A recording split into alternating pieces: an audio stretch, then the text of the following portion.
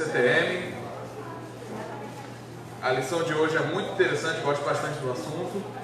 Mas antes eu gostaria de avisar sobre dois papeizinhos que estão aí em cima da mesa de vocês. Um é para avaliar o professor, que a gente tem normalmente a gente tem, e também o outro é para analisar o CTM em si. Isso é, o formato, você vai ver as perguntas.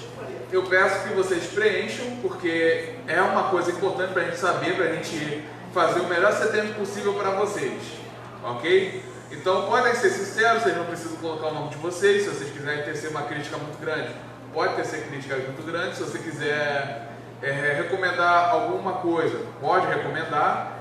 Então isso está a cargo de vocês. A gente vai pegar, a gente vai ver e a gente vai estudar possibilidades de implementar de acordo com as sugestões de vocês. Mas agora vou chamar a minha querida amiga Luísa, uma serva do Senhor. Se eu não me engano, até o pastor Cláudio falou, né? Se você tivesse no Novo Testamento, você ia estar numa das cartas de Paulo. Mas eu vou orar aqui e vou deixar com ela a aula. Senhor Deus, me agradeço, Senhor, por este momento. Abençoe, Senhor, a vida, Senhor, da Luísa, meu Pai. Abençoe a aula dela, Senhor, que possamos aprender cada vez mais do Teu Evangelho e das doutrinas da graça, meu Pai, e das doutrinas do cristianismo. Eu oro assim, meu Pai, que possamos aplicar essas coisas nas nossas vidas, Senhor, no dia a dia. Eu oro assim, em nome de Jesus. Amém e amém. Oi, gente, bom dia. Hoje o tema da nossa aula, como o Dogão falou, é um tema muito importante, que é a divindade de Cristo. A gente está partindo para a quarta parte do nosso livro, é a primeira lição dessa quarta parte. E eu queria começar falando, por que essa doutrina é uma doutrina tão importante para o cristianismo. O Sproul, logo no primeiro parágrafo, na verdade na primeira frase, ele já fala que para ser cristão é indispensável ter fé na divindade de Cristo. Por quê? Parece algo óbvio para nós que fomos talvez criados na igreja, ou então que estão na igreja há muito tempo, acreditar que Jesus é Deus. Mas durante toda a história da igreja, essa verdade, essa doutrina que é tão básica para a nossa fé, para a nossa prática de fé, ela foi questionada. Muitas heresias surgiram e durante a história da igreja, isso foi questionado, que Jesus não era Deus, que Jesus era um ser, o maior ser, um ser criado por Deus. E eu acho que no próximo slide, por favor, fala sobre o arianismo, que foi uma heresia que foi refutada no Concílio de Nicéia em 325, onde Ario justamente falava isso, que Jesus foi o primeiro e maior ser dos seres criados. E isso já se passou um tempo, e hoje a gente sabe que isso foi uma heresia, foi refutado, porque isso tira Cristo da centralidade do Evangelho. Essa heresia colocava Jesus como um ser menor, tirava a divindade de Cristo, que é tão importante para a gente. E no Concílio de Nicéia isso foi refutado na parte que eu acho mais interessante, é a parte que eu quero me ater, principalmente nessa aula, com evidências bíblicas de que Jesus é sim Deus e não foi um ser criado por Deus, mas ele é Deus e estava com Deus antes de toda a criação e fez parte da criação do mundo, de todas as coisas. E aí eu acho que a gente pode ir para o nosso terceiro slide, onde eu listei alguns dos versículos que a gente vai ler aqui, que são alguns dos versículos chaves que o Sproul põe nessa lição. E mas gosto de reforçar que esses são só alguns. Existem muitos outros versículos na Bíblia e existem muitas outras referências que provam que Jesus é sim Deus, que dão evidências de que Jesus é Deus. E um versículo muito conhecido, uma passagem muito conhecida, é a primeira, que está aí, em João 1, do 1 ao 14, que eu vou ler, do 1 ao 14, e depois eu queria pontuar algumas partes chaves para a gente entender. A gente já teve uma aula lá no começo do CTM, mas que é bom lembrar sobre a inerrância bíblica, sobre a veracidade da palavra, e é nisso que a gente acredita, e baseado nisso que a gente vai dar prosseguimento para a nossa aula. Então, se você quiser abrir na sua Bíblia, João 1, do 1 ao 14. No princípio era o Verbo, e o Verbo estava com Deus, e o Verbo era Deus. Ele estava no princípio com Deus. Todas as coisas foram feitas por intermédio dele, e sem ele, nada do que foi feito se fez. A vida estava nele, e a vida era a luz dos homens. A luz resplandece nas trevas, e as trevas não prevaleceram contra ela. Houve um homem enviado por Deus, cujo nome era João. Este veio como testemunha para que testificasse a respeito da luz, a fim de todos virem a crer por intermédio dele. Ele não era a luz, mas veio para que testificasse da luz, a saber, a verdadeira luz, que vinda ao mundo ilumina a todo homem. O Verbo estava no mundo, o mundo foi feito por intermédio dele, mas o mundo não o conhecia. Veio para o que era seu e os seus não o receberam, mas a todos quanto o receberam, deu-lhes o poder de serem feitos filhos de Deus, a saber, aos que crerem no seu nome, os quais não nasceram do sangue, nem da vontade da carne, nem da vontade do homem, mas de Deus. E o Verbo se fez carne e habitou entre nós, cheio de graça e verdade, e vimos a sua glória, glória como do unigênito do Pai. Essa é uma passagem muito conhecida, é o primeiro capítulo do livro de João, do Evangelho de João. O Evangelho que em todo o livro volta e tem como um dos objetivos reafirmar que Jesus era o Filho de Deus. Isso em várias partes a gente vai ver Jesus colocando como Deus, Jesus colocando como Filho de Deus. E por que o Sproul e eu também escolhemos logo esse versículo para começar? E eu queria pedir, se existe algum voluntário que pudesse ler, só aqueles 3 primeiros versículos do Evangelho de João, do 1 ao 3, que está ali no slide. Alguém? Não? Ok.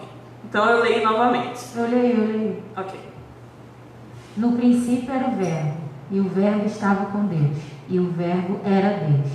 Ele estava no princípio, com Deus. Todas as coisas foram feitas por intermédio dele, e, sem ele, nada do que foi feito se fez. Agora... Não, só isso aí. Obrigada. Existem outras versões que vão trocar a palavra verbo pela palavra. A NVI faz isso. No princípio era a palavra. E existem músicas, e a gente canta aqui que essa palavra estava no princípio.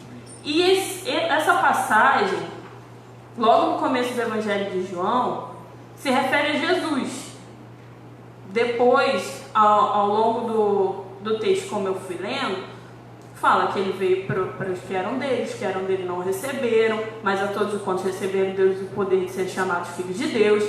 Isso se refere a Jesus. E é bom a gente... Por muito tempo se perdeu essa prática, mas é bom a gente ter alguns versículos-chave na cabeça que fortalecem a nossa fé. E esse primeiro capítulo de João é um capítulo que é bom todo cristão ter em mente, sempre. Por quê? Porque reforça que Jesus estava com Deus antes de todas as coisas. No princípio, o Verbo estava com Deus, como está ali disposto. E que todas as coisas foram feitas por intermédio dele. Jesus participou ativamente da criação do mundo. Ele não foi um ser criado por Deus. Ele era Deus e estava participando da criação. A Trindade toda, na relação, estava participando ativamente da criação. Tanto que em Gênesis 1 fala: façamos o homem a nossa imagem e semelhança. Reforçando de que o nosso Deus, que é um Deus 3 em 1, Deus triuno, participou ativamente disso. Alguma questão até aqui? Se alguém que tiver, pode levantar a mão, ou então a gente prossegue. Outro versículo, que também é de uma passagem muito conhecida, que é de Marcos 2, da cura do paralítico, onde os amigos levaram, o seu amigo que era paralítico, desceram pelo teto, e que Jesus foi muito questionado. Fica em Marcos 2, dos versículos 1 ao 12, mas eu queria enfatizar a partir do versículo 5, e aí eu não vou ler tudo que está do 1 ao 12, mas a partir do versículo 5. Vendo-lhes a fé, Jesus disse ao paralítico: Filho, os teus pecados estão perdoados.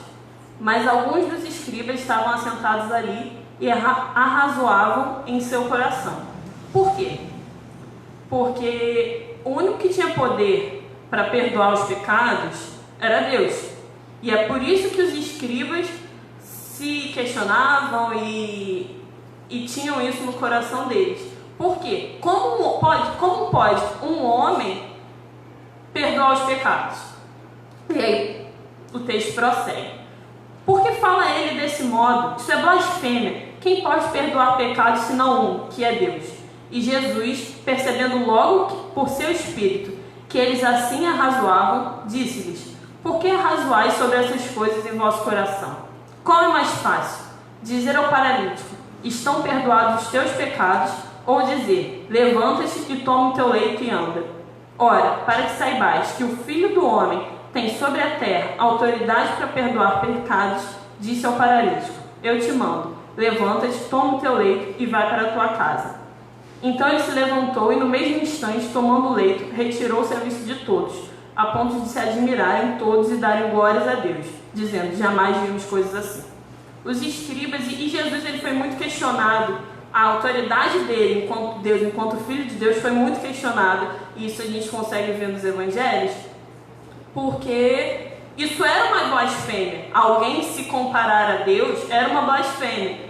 Mas Jesus, enquanto Filho de Deus, nessa passagem específica, ele reafirma e questiona. O que é mais fácil? Dizer para alguém: estão perdoados os seus pecados, ou dizer ao paralítico: levanta e anda? Então, para vocês saberem que eu sou sim, que eu sou Deus, que eu sou o Filho de Deus, então eu digo: levanta e anda. E mais à frente, isso ainda repercute, mais à frente no capítulo 2 de Marcos, isso ainda repercute porque Jesus curou alguém no sábado. E isso também, segundo a lei judaica, não era permitido fazer coisas, ao sábado. E Jesus questiona: mas o sábado foi feito para um homem, para descanso. Não pode o Senhor do sábado fazer? Porque quando ele se coloca como Senhor do sábado, ele está se colocando como Deus novamente. E isso continua repercutindo. Então, esses são dois dos exemplos nos evangelhos de Jesus se colocando quanto Deus. Beleza? Até aqui. E a gente pode ver outros exemplos na carta de Paulo. Pode passar, por favor. Isso.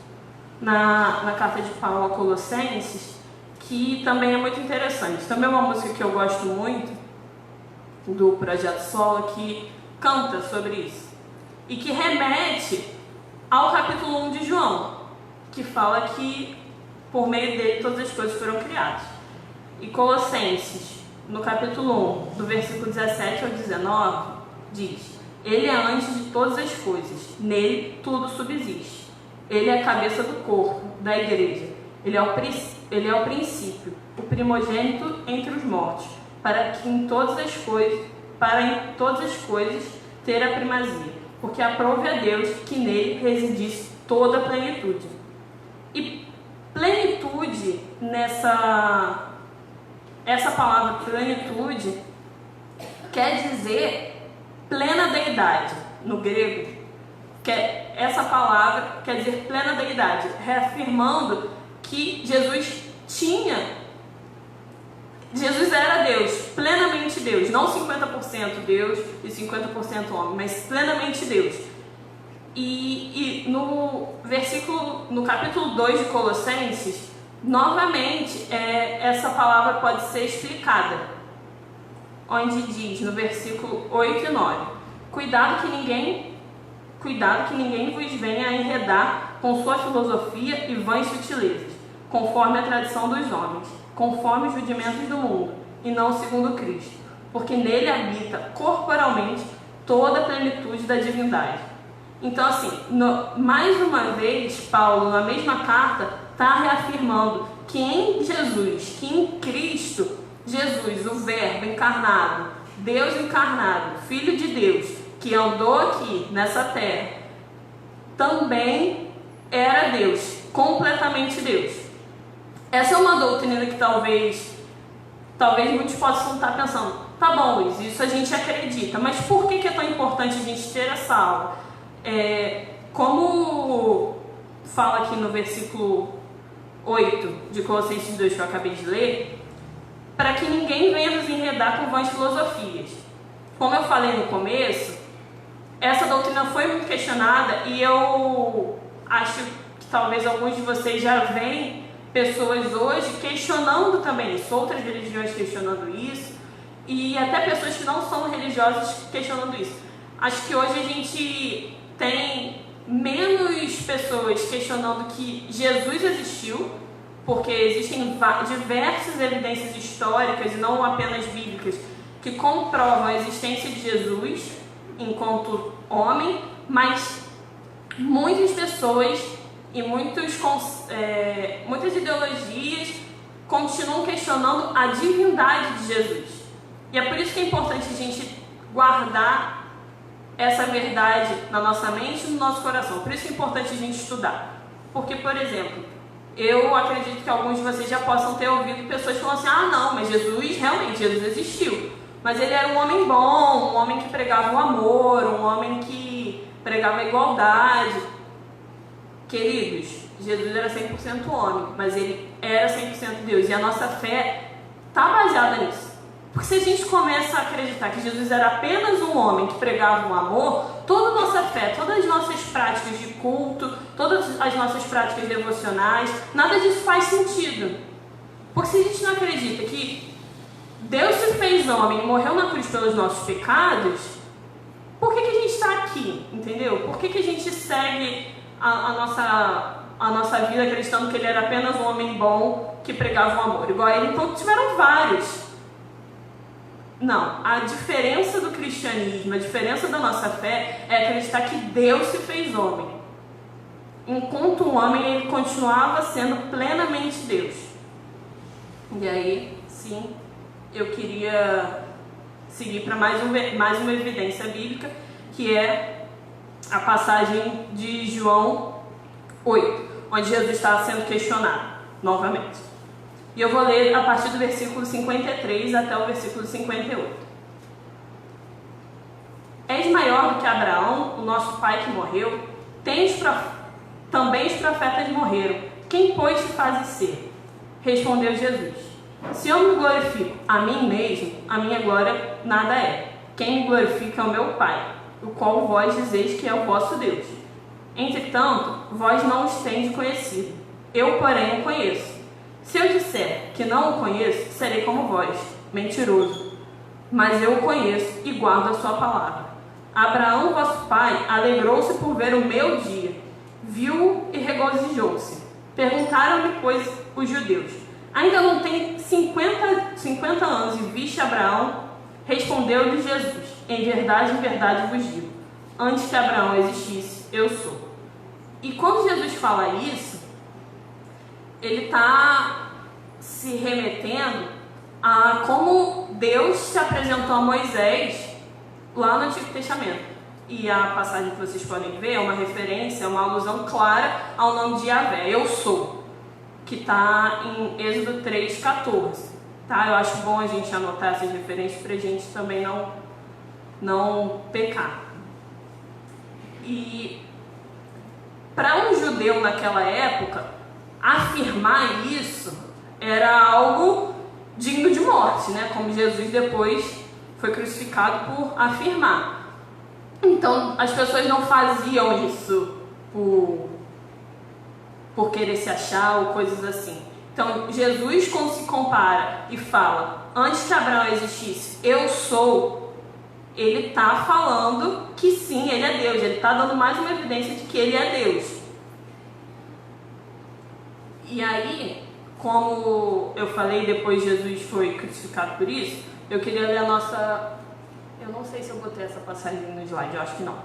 Mas eu queria ler nosso último versículo base, a última evidência que eu coloquei, tá, pessoal? Existem muitos estudos e até o Sproul aqui, ele cita outros versículos que vocês podem ver na lição, que apontam para a divindade de Jesus, para a divindade de Cristo.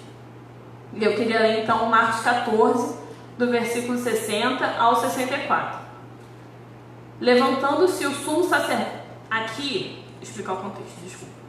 Aqui, Jesus estava sendo interrogado, estava perante ao Sinédrio, e ele estava sendo acusado de blasfêmia, né? Porque ele se dizia, segundo eles, o Filho de Deus, se dizia Deus. Então ele estava como se fosse num julgamento. Ele estava como num julgamento. E aí, sim, vamos para o versículo. Levantando-se o sumo sacerdote no meio, perguntou a Jesus: nada responde aos que estes depõem contra ti? Ele, porém, guardou o silêncio e nada respondeu. Tornou a interrogá-lo o sumo sacerdote e lhe disse: és tu o Cristo, o Filho de Deus bendito? Jesus respondendo: eu sou, e vereis o Filho do Homem assentado à direita do Todo-Poderoso e vindo com as nuvens do céu. Então o sumo sacerdote rasgou as suas vestes e disse: que mais necessidade temos de testemunha? Ouviste a blasfêmia, que vos parece? E todos julgaram o réu de morte. Outro chamamento que Jesus usa, tanto no Evangelho de João e aqui também no Evangelho de Marcos, que remete à divindade de Cristo, é esse, o Filho do Homem. A gente canta, a gente vê esses versículos, mas acho que é conhecido a sonoridade desse nome, o Filho do Homem. E aqui, quando Jesus fala isso, ele está de novo se remetendo como Deus, o Filho do Homem, não o Filho dos homens como homens e seres humanos, o Filho do Homem, o Filho de Deus. E por isso, por essa afirmação do versículo 62 de Marcos 14, é que Jesus é acusado de morte, acusado de blasfêmia, então é condenado à morte. E além dessas passagens que eu li, existem outras que apontam claramente para a divindade de Jesus. Por exemplo, ele aceitou a adoração. Toda vez que no Antigo Testamento aparecia, até no Novo, quando aparecia um anjo e alguém se prostrava para adorar, o anjo negava, porque os anjos sabem que o único digno de adoração é Deus. E Jesus aceita a adoração. Quando ele ressuscita e Tomé o chama de Senhor, Senhor meu, Deus meu, o adora, Jesus nunca negou a adoração, porque ele sabia que ele era Deus. E todas as vezes que ele aceitava essa adoração, era mais uma reafirmação de que ele é Deus. Tudo bem até aqui? Beleza? Se alguém tiver alguma questão, a gente vai entrar num outro ponto, que é o nosso último ponto, que é a respeito do Concílio da Calcedônia, que conclui que Jesus reúne em si duas naturezas. Isso. que Jesus reúne em si duas naturezas, que é a humana e a divina, sendo verdadeiramente homem e verdadeiramente Deus. Eu acredito que quando o Sproul conclui essa lição, que é a primeira lição do nosso ponto, da nossa parte 4, que é a respeito de Jesus, ele está apontando para uma lição futura que vai vir, que é sobre a humanidade de Cristo. Hoje a gente está falando sobre a divindade de Cristo, e daqui a 2 domingos a gente vai estar falando sobre a humanidade de Cristo. Então eu não queria entrar tanto nesse ponto, mas o Concílio da Calcedônia ele vem para encerrar algumas questões a respeito de Cristo. Acho que o termo certo é algumas questões cristológicas, mas na história da igreja esses concílios foram se formando para fechar as doutrinas que hoje a gente tem como base. Por quê? Porque muitas heresias eram formadas. Por exemplo, uma que foi refutada nesse conceito específico foi o monofisismo. Eu acho acho que é isso não. Que dizia que Jesus tinha uma natureza. E o concílio conclui que não, que Jesus em Cristo existiam duas naturezas. Ele era 100% homem e 100% Deus. Isso é facilmente entendido pela nossa mente humana? Não. A gente tende muitas vezes a achar que Jesus era 50% homem e 50% Deus, e isso se completava, mas não. Jesus era verdadeiramente homem, todas as complexidades do que ser homem envolve, e Jesus era 100% Deus. E é isso que eu queria reafirmar hoje.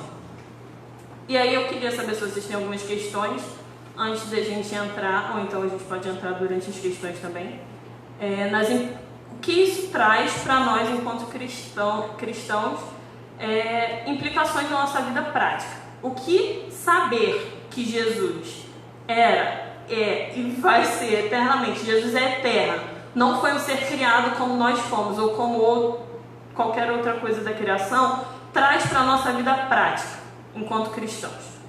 Então, se alguém tiver alguma questão, alguma pergunta para levantar. Alguém? Não? Então, beleza. Então, eu queria seguir para essa parte mais... seguir para o nosso fechamento e quais implicações a gente tem na nossa vida. Não aceitar as distorções que existem no nosso tempo é muito importante.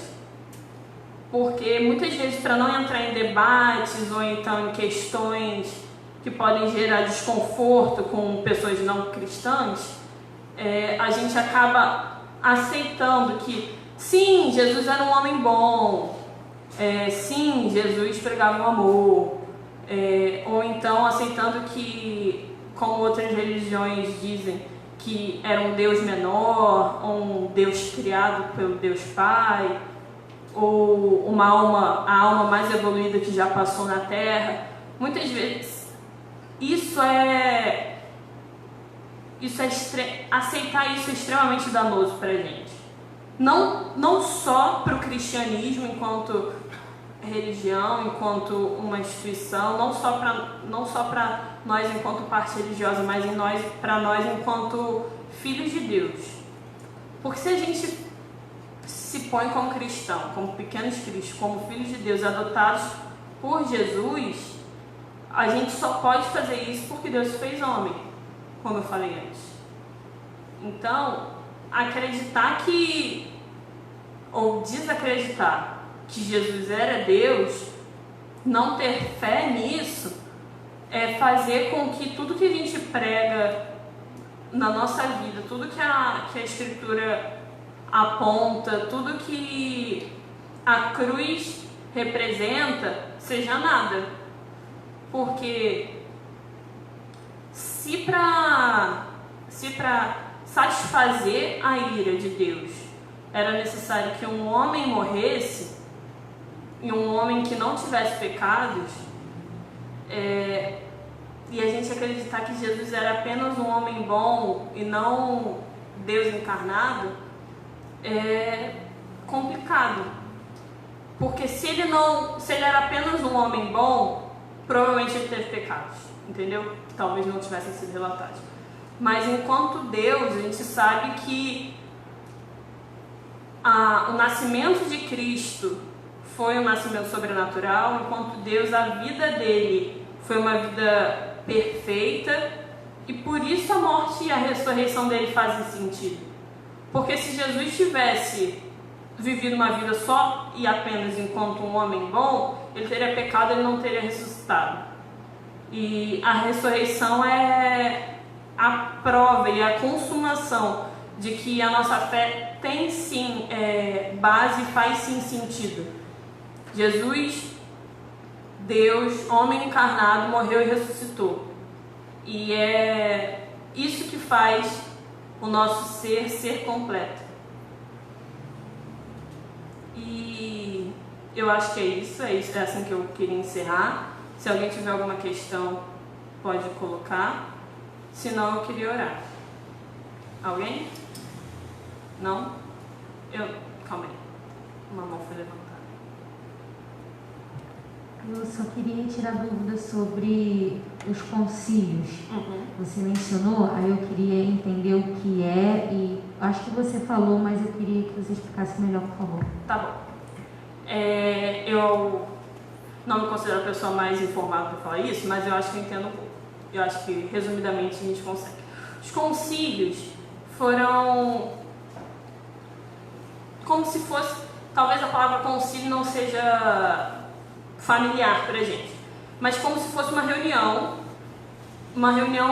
até ecumênica, de linhagens do cristianismo. Então a Igreja Católica estava, igrejas protestantes estavam, não só a Igreja Católica